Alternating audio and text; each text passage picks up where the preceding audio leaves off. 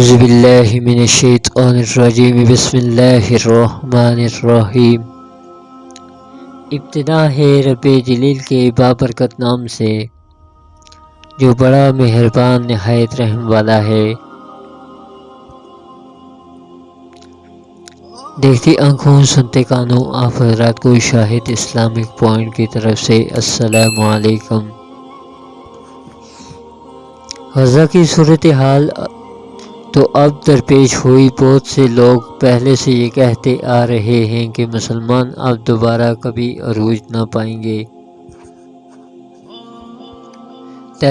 تعداد کی لحاظ سے اسلام دنیا کا دوسرا بڑا مذہب ہے۔ عیسائیوں کی نمائندگی امریکہ کر رہا ہے۔ اس کی معیشت کا سائز 27,000 ارب ڈالر ہے۔ ادھر دوسری طرف یہودی ریاست اسرائیل ہے، آبادی لاہور سے بھی کم، مگر دنیا پر بھرپور انداز سے اثر انداز ہوتا ہے۔ عرب دنیا کے وسط پر قبضہ کیا تو وہ سب مل کر بھی اسے ہرا نہ سکے۔ کچھ اسے تسلیم کر چکے۔ حماس کی طرف سے حالیہ حملہ اس وقت سامنے آیا جب سعودی عرب کی قیادت میں باقی ماندہ عرب ممالک اسے تسلیم کرنے جا رہے تھے۔ عالمی میڈیا اور بڑی بڑی کمپنیاں یہودیوں کے ہاتھ میں ہیں۔ یہی ہاتھ امریکی انتخابات پر بھرپور انداز میں اثر انداز ہوتا ہے، چنانچہ امریکی اسے نظر انداز کرنے کا سوچ بھی نہیں سکتے۔ قریب 2 ارب مسلمان میں جس صورتحال سے گزر رہے ہیں اسے دیکھتے ہوئے بظاہر ایسا لگتا ہے کہ مسلمانوں کا کس پل ہمیشہ کے لیے نکل چکا۔ دنیا کی 100 بہترین یونیورسٹیوں میں سے ایک بھی کسی مسلمان ملک میں واقع نہیں۔ دنیا میں اس وقت جتنے ریسرچ پیپرز شائع ہو رہے ہیں ان میں مسلمانوں کا حصہ نہ ہونے کے برابر ہے۔ عسکری طور پر صورتحال اس سے بھی زیادہ سنگین ہے۔ فلسطین سے لے کر کشمیر تک عیسائی، یہودی اور بت پرست مسلمانوں کا قتل عام کر رہے ہیں۔ دنیا کو 2 ارب اکثریت بری طرح پیٹ رہی ہے۔ شام اور لیبیا سے لے کر عراق و افغانستان تک جہاں مرضی دیکھ لیجیے، مسلمان ایک دوسرے کے گلے کاٹ رہے ہیں۔ فرقہ پرستی شدید ہے۔ یہ وہ صورتحال ہے جس میں بعض مفکرین کرام کا ارشاد یہ ہے کہ مسلمان کبھی اوپر اٹھ نہیں سکتے۔ ان کا کہنا یہ بھی ہے کہ ہمیں مسلم امہ کا تصور ہی اپنے ذہنوں سے نکال دینا چاہیے۔ ہمیں فقط اپنے وطن کی فکر کرنی چاہیے۔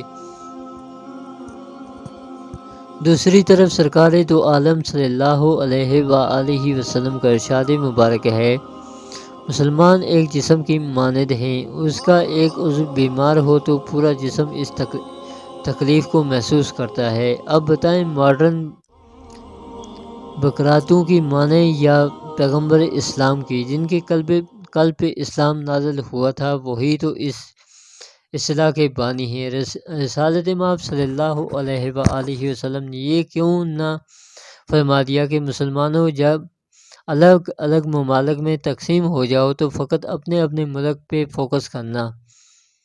جو لوگ یہ کہتے ہیں کہ مسلمان اب کبھی اٹھ نہیں سکتے وہ جھوٹ بولتے ہیں۔ مغرب کبھی اس قدر زوال کا شکار تھا کہ پادری چند پاؤنڈ کے عوض جنت کے ٹکٹ بیچا کرتے۔ شدید مائیگرین کے شکار مریضوں میں سر کی نسیں پھولتی پھچکتی ہیں۔ ایسے مریضوں کے بارے میں کہا جاتا ہے کہ شیطانی بدروحیں گھس چکی ہیں، چنانچہ کیل ٹھونک دیے جاتے ہیں۔ 4 صدیاں قبل اطالوی ماہر فلکیات گلیلیو نے جب زحل کے گرد چاند محو گردش دیکھے تو یہ راز فاش کیا کہ کرۂ ارض کائنات کا محو و مرکز نہیں۔ چرچ نے اسے نظر بندی کی موت مار ڈالا۔ ہم خود کو ایک امت نہ بھی مانیں، یہودی، ہندو، بت پرست اور عیسائی تو ہمیں ایک ہی امت سمجھتے ہیں۔ وہ آپ کا یہ عذر کبھی تسلیم نہ کریں گے کہ آپ فقط اپنے ملک کے بارے میں فکر مند ہیں۔ ان سب کے لیے پاکستان کا ایٹمی پروگرام اور شاہین 3 میزائل کا ایک جیسا درد سر ہے۔ مسلمان باہم دست و گریبان رہے تو یہودیوں اور عیسائیوں نے مل کر مشرق وسطیٰ کے مسلمان ممالک اجاڑ کر رکھ دیے۔ عراق جیسی جنگ لڑنے کی صلاحیت رکھنے والی افواج تباہ ہو چکی۔ افغانستان میں تو امریکہ اور یورپ کے مشترکہ فوجی اتحاد نیٹو نے کھل کر جنگ لڑی۔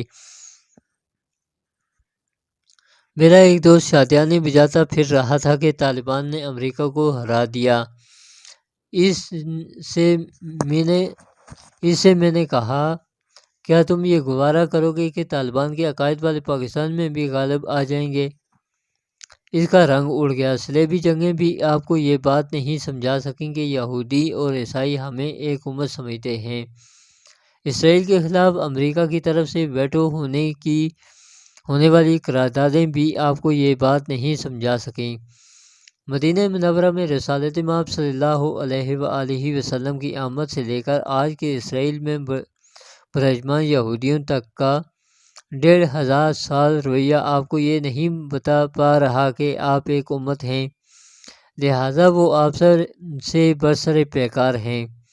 آپ اسرائیل میں امریکی سفارت خانہ یروشلم منتقل کرنے کا مقصد بھی نہیں سمجھ پا رہے۔